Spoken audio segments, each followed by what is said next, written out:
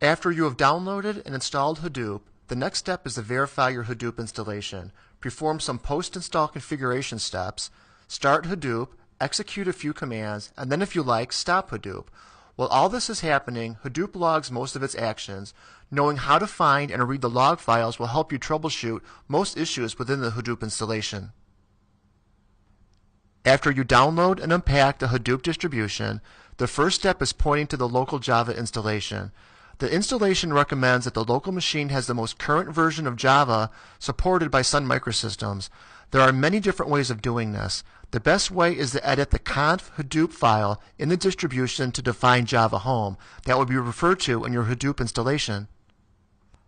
Most of the commands that are related to the installation can be found in the bin folder. For example, bin Hadoop contains all the documentation for the Hadoop setup script.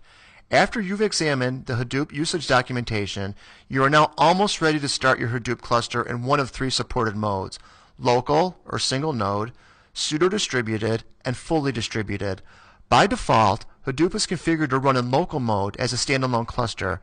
Hadoop run in local mode uses a single Java thread and is the simplest way to learn Hadoop.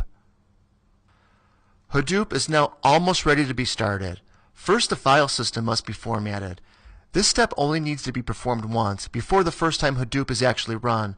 To format the local file system, issue the command bin hadoop name node format.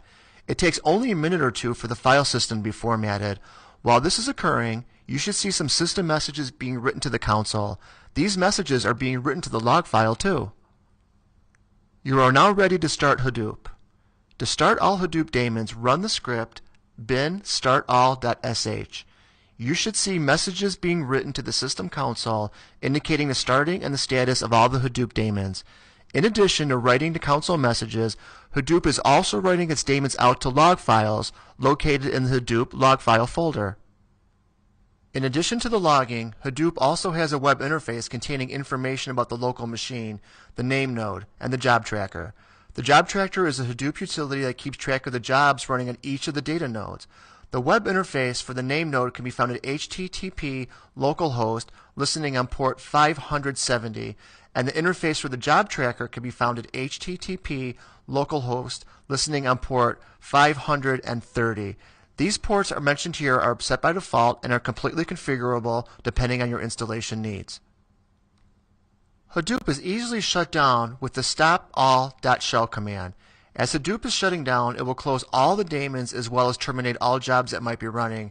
Any data node that's in the cluster will be notified that the name node will be shut down, and the respective task tracers will release any jobs that might be in progress.